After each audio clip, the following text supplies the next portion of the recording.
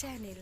আবার চলে এসেছি নতুন দিনের নতুন আরেকটি ভিডিও নিয়ে। তো এখন বাজে ঘড়িতে সকাল 8:30। আমরা সবাই রেডি হয়ে এখন যাব একটু আশেপাশটা একটু ঘুরতে। ওই যে ওখানে টাওয়ারটা আছে ওইখানটাতে যাব, তারপরে একটু বিচের ওখানটাতে যাব, তারপরে এসে এখানে ব্রেকফাস্ট করব। তার আগে চলুন আপনাদের দেখিয়ে দিই, সকালবেলা কিন্তু চা দিয়ে গেছিলো, বলেছিল যখন আমরা ফোন করব তখনই দিয়ে যাবে, কারণ কে কখন ঘুম থেকে ওঠে। আর এইদিকে কিন্তু আদি মুড়ি খাচ্ছে। মুড়িটা আমি বাড়ি থেকেই নিয়ে গেছিলাম, যেহেতু ছোট বাচ্চা নিয়ে গেছি তো অনেক কিছুই আমি খাবার ক্যারি করেছিলাম, আর বাদবাকিটা যেটা প্রয়োজন ছিল ওরাই দিচ্ছিল। আর এই যে এবার আমরা বেরিয়েছি, তো বেরোনোর সময় কিন্তু এইরকম মাটির রাস্তা, এই রাস্তাটা দিয়ে সোজা গেলে তারপরেই এই মেন রাস্তাটাতে উঠতে পারবো, আর এই মেন রাস্তাটা দিয়ে সোজা গেলেই পড়বে বিচ। তো আমরা এখন ওইখানেই যাচ্ছি। গতকাল রাত্রিবেলা এখানে এসেছিলাম, তো তখন ভালো করে আপনাদের দেখাতে পারিনি, অন্ধকার ছিল পুরোটাই। তবে এই বিচে কিন্তু আমরা স্নান করিনি, আরেকটা রাস্তা দিয়ে যে চলে যাচ্ছিল ওই দিকটা বিচে গিয়ে আমরা স্নান করেছিলাম, কারণ এই বিচটাতে না জলটা অনেকটা দূরে, আর তাছাড়া আমাদের রিসর্ট থেকে ওই বিচটা কাছে ছিল, তার জন্য ওখানেই করেছি। আর দোকানপাট বলতে দেখুন খুবই অল্প সংখ্যক দোকানপাট আছে, সেই রকম মানে কিছুই নেই, এমনকি আমি আদিকে কিনে দেওয়ার মতো সেরকম কিছুই দেখলাম না। ম্যাক্সিমামই ডাব, তারপরে চা, এইরকম আর কি টুকটাক খাওয়া দাওয়ার। আর এখানে না বেশিরভাগই ডিম টোস্ট খায় সকালবেলার দিকে দেখছিলাম। তবে বারবারই একটা কথাই বলবো, এখানে কিন্তু সিজন ওয়াইজ, সিজনের সময় কিন্তু এরকম থাকে না, তখন আরও জমজমাট থাকে। যেহেতু এখন অফ সিজন তার জন্য এরকম ফাঁকা, কিন্তু যখন লোক বেশি হয় তখন দোকানপাটও আরও এক্সট্রা চলে আসে। আর এখানে কিন্তু বিভিন্ন রকমের রাইড হয়, তো দেখতেই পাচ্ছেন এই সামনে গাড়ি দাঁড়িয়ে রয়েছে, বাইক আর এইরকম কারগুলো। এছাড়াও অন্যান্য কি রাইড হয় আমি ঠিক বলতে পারবো না, এখন তো আমি দেখতে পাচ্ছি না এখানে কিছুই। তো দেখি এই রাইডগুলো কত করে কি নেয়। আরেকটা কথা আপনাদের সাথে শেয়ার করি, যে একটু আগেই বলেছিলাম যে ওই টাওয়ারটার কথা, যেখানে উঠলে খুব সুন্দর তাজপুরের ভিউটা দেখা যায়, কিন্তু ওইখানে যেতে পারলাম না, কারণ ওটা না অনেকটা ডিস্টেন্সে, আমাদের যেখানে রিসর্টটা রয়েছে সেখান থেকে আরও পেছন দিকে যেতে হবে। তো আমরা অনেকটা এগিয়ে এসেছিলাম, তারপরে লোককে জিজ্ঞাসা করতে করতে দেখলাম ওটা অনেক পেছনে, তো আর যাইনি, অনেকটা হাঁটতে হতো বলে তারপরে একেবারে বিচেই চলে আসলাম। একদম আস্তে, হ্যাঁ ওনা কেড়ে দেবে নালে।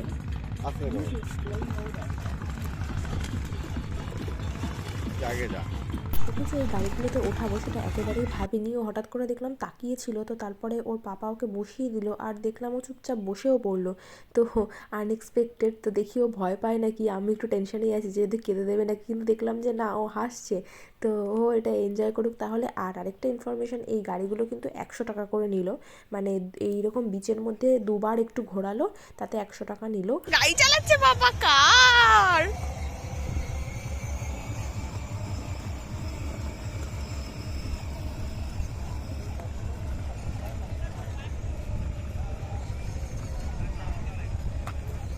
আর যে বাইকগুলো আছে ওইগুলো কিন্তু 80 টাকা, আর এই কারগুলো 100 টাকা।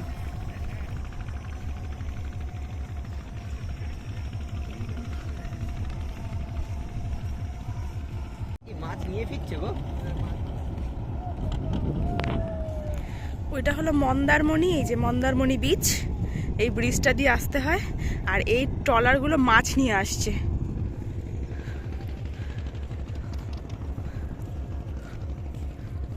আদির পেছন পেছন সবাই দৌড়াচ্ছে।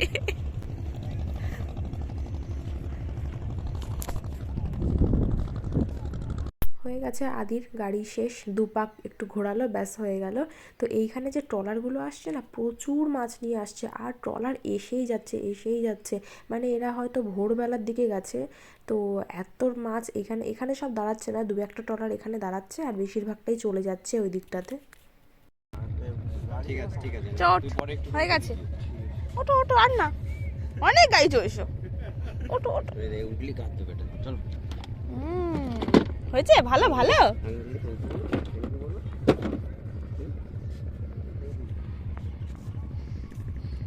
চলেছো গাড়ি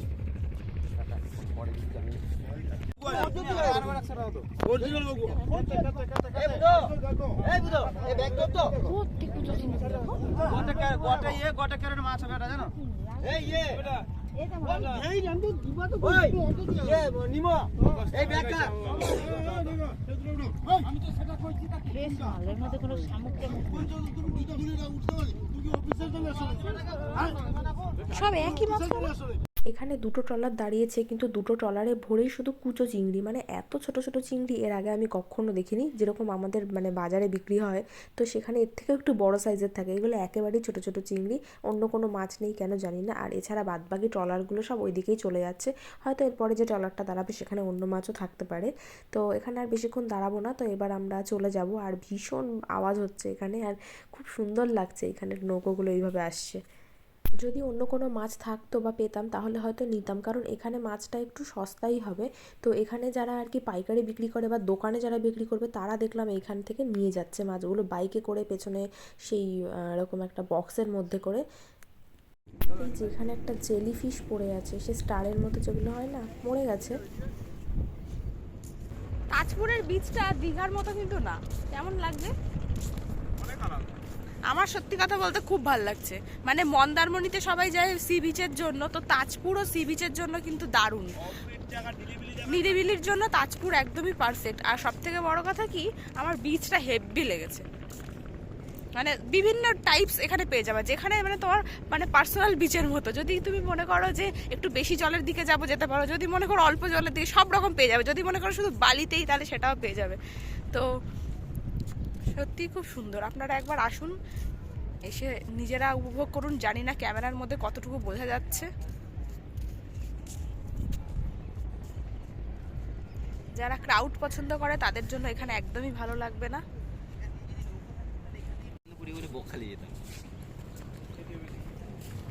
আমরা এখন নিচ দিয়েই যাচ্ছি, আর ওপর দিয়ে রাস্তা দিয়ে হেঁটে হেঁটে যাচ্ছি না, কারণ বিচটা সত্যি খুব ভাল লাগছে।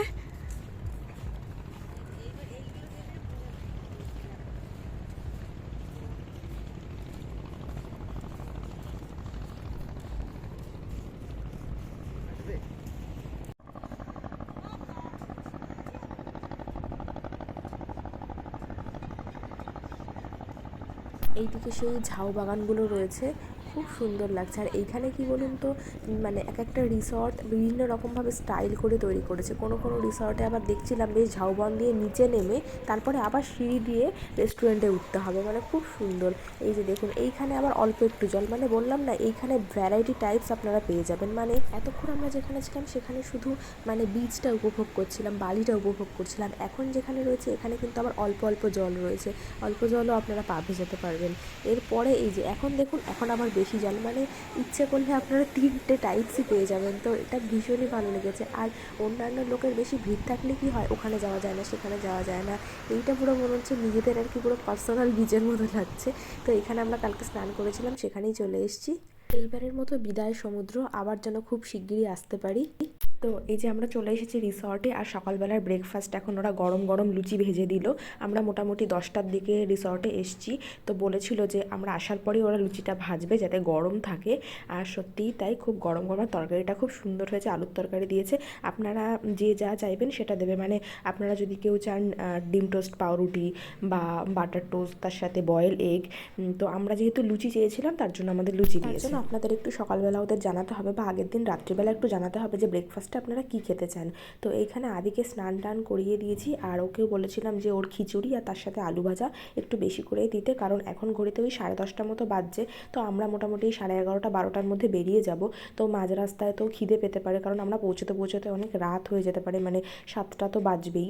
তো 2টো 2:30টার দিকে খিদে পেলে তখন কি খাওয়াবো। তো সত্যি অনেকটা খিচুড়ি আর আলু ভাজা দিয়ে দিয়েছে যাতে আমি ওকে সেকেন্ড টাইম খাওয়াতে পারি। মাছ আছে এখানে?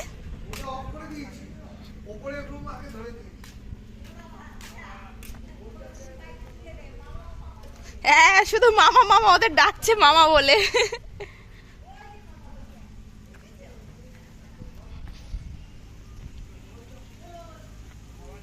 অন্নপূর্ণা হোটেলের এই যে এই ভাই আমাদের খুব ভালো পরিষেবা দিয়েছে।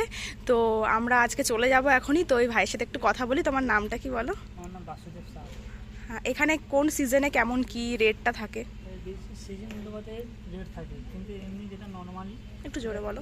হ্যাঁ যেটা এমনি নর্মালি এসি হচ্ছে তোমার 1200 টাকা করে, আর তোমার নন এসি মানে সিজন অনুপাতে রেট নেওয়া হয় আর কি। এখানে সাউন্ডের একটু প্রবলেমের জন্য ওর ভলিউমটা শোনা যাচ্ছে না, আর যেহেতু ওখানে কাজ হচ্ছিল তাই টুকটুক আওয়াজটা বেশি শোনা যাচ্ছিলো। তাই আমি বলে দিচ্ছি, আসলে আপনারা যদি নর্মালি রুম নিতে চান, শুধু রুমের রেট 1000, 1200, 1500 সিজন ওয়াইজ হয় শুধু রুম। আর আপনারা যদি ফুল লজিং নিতে চান সেক্ষেত্রে কিন্তু মানে 4 বেলা খাওয়া দেবে, মানে দুপুরের লাঞ্চ, সন্ধেবেলা স্ন্যাক্স, রাত্রিবেলা ডিনার এবং পরের দিন সকালের ব্রেকফাস্ট। সেই ক্ষেত্রে কিন্তু ওই 1450 কি 1500, আর সিজনে কিন্তু 1600-1700 হতে পারে। তো সেটা পুরোটাই ফোন করে কন্ট্যাক্ট করে আসবেন। যেমন ধরুন 25শে ডিসেম্বর বা 31st নাইট, তো সেই ক্ষেত্রে কিন্তু এগুলোর অ্যামাউন্টটা বেড়ে যেতে পারে। আর মেনুতে কী কী থাকবে সেটা তো আপনাদের দেখিয়ে দিয়েছি পুরো ভিডিওতে। এই আরেকটা ভাই আছে, খুব খুব ভালো পরিষেবা দিয়েছে আমাদেরও, যতবার যা বলেছি হাসি মুখে সব দিয়েছে। ঠিক আছে, থ্যাংক ইউ। এই যে জেঠুর হচ্ছে এই অন্নপূর্ণা বিচ রিসর্টের ওনার, এই জেঠু এটা কবে স্টার্ট করেছিলে? এটা মোটামুটি বছর দেড়েক আগে স্টার্ট করেছিল। আচ্ছা আচ্ছা, এমনি লোকজন কেমন হয় এখানে? লোকজন শনিবার রোববার হয়, আচ্ছা আর হলিডেগুলোতে হয়। আচ্ছা আর সপ্তাহের মাঝখানে ওই তোমাদের মতো যারা আসে, খুব ক্লোজ যারা, তারা হয়তো আসলো, কিন্তু শনিবার রোববারটা গেস্ট হয়। আচ্ছা আর ছুটির দিনগুলোতে তো হয়।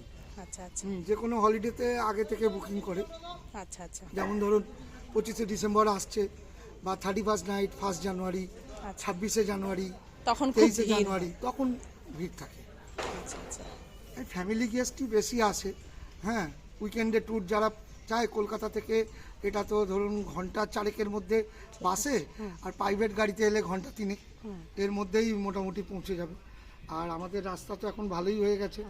এছাড়া বাসে এলে বালিসাই মুখে নামলো, নেবে কোনো অটোকে যদি বলবে যে অন্নপূর্ণা বিচ রিসর্ট, আমাকে সবাই এখানে বাজু মামা বলে ডাকে। আচ্ছা আচ্ছা হ্যাঁ, তো বাজু মামার হোটেলে যাব বললে আচ্ছা আচ্ছা সঙ্গে সঙ্গে অন্নপূর্ণা বিচ রিসর্টে নিয়ে চলে আসবে। আচ্ছা আচ্ছা, আর তারপরে আমাদের স্টাফেরা রয়েছে, আমি না থাকলেও খুব কেয়ারি করে। খুব ভালো, সত্যি হ্যাঁ, খুব ভালো ওরা। খাওয়া দাওয়া বলুন আর গেস্টের সঙ্গে ব্যবহার বলুন, এবং আপনাদের যেগুলো কোয়ারি থাকে যতটা পারে ওরা আমাদের সাধ্যমতো চেষ্টা করে।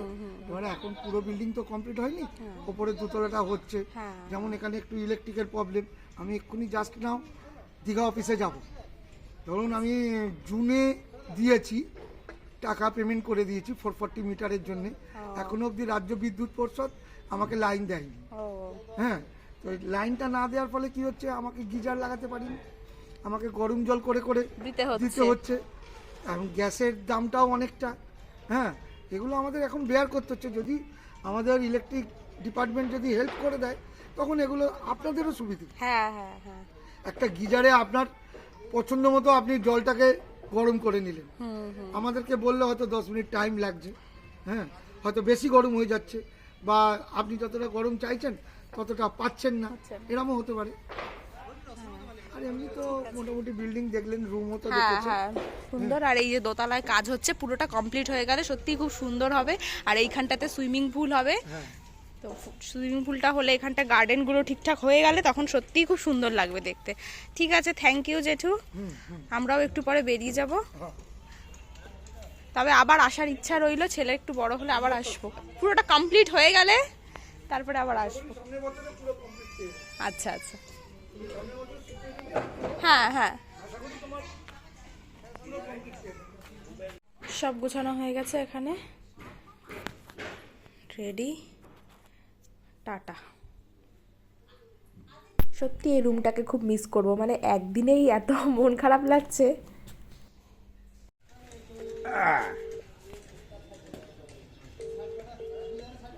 এখানে আমরা সবাই রেডি হয়ে গেছি বেরোনোর জন্য, গাড়ি আমাদের বের করছে আর লাগেজগুলোও সব গাড়িতে ভরতে হবে এখন। ওইদিকে রুমটাও আরেকবার চেক করে নিচ্ছি, তো নিয়ে সবাই এখানে বসে আছি। মনটা তো একটু খারাপ লাগছে, সত্যি কথা বলতে এত ভালো লেগেছে এই রিসর্টটা। আর সব থেকে বড় ব্যাপার হচ্ছে না, খুব মানে বাড়ির মতো অনেকটা লেগেছে, মানে এই জন্য আরও বেশি খারাপ লাগছে।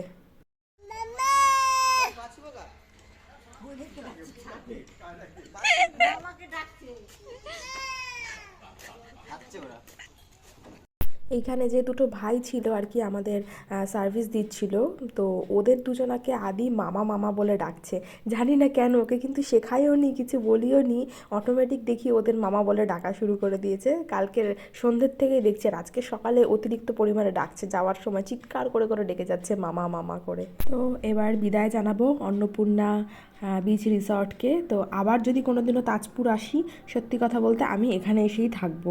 আপনারা যদি মনে করেন তো তাহলে আমি ডেসক্রিপশানে ওদের কন্ট্যাক্ট নাম্বার দিয়ে দেবো। তাছাড়াও গুগলে সার্চ করলে আপনারা পেয়ে যাবেন। তো চলুন এইবার আবার যাওয়া যাক। মোটামুটি 4 ঘন্টার পথ। আর সত্যি কথা বলতে এই রাস্তাটা খুব সুন্দর, মানে এখন যে মোটামুটি 2 ঘন্টা গাড়ি যাবে দীঘার এই রাস্তাটা অসাধারণ। তো এখন ঘড়িতে ওই 12টা মতন বাজে। তো আমরা 11টায় ভেবেছিলাম বেরোবো, তো একটু দেরি হয়ে গেল। 12টায় মাঝে তো 2-3বার দাঁড়াতে হবে খাওয়া দাওয়ার জন্য। তো দেখি কখন পৌঁছোই।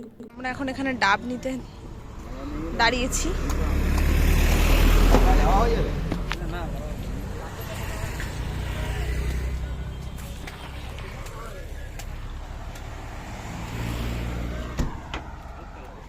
এই রাস্তাটা দিয়ে যে গাড়িগুলো যাচ্ছে এত স্পিডে যাচ্ছে। আদি খাবে? দাঁড়াবে না, কোথায় চা আছে? চলো। আরে আমি এখানে রয়েছে। এই রাস্তাটা কি সুন্দর দেখুন, মানে লং ড্রাইভের জন্য অসাধারণ এই রাস্তাটা।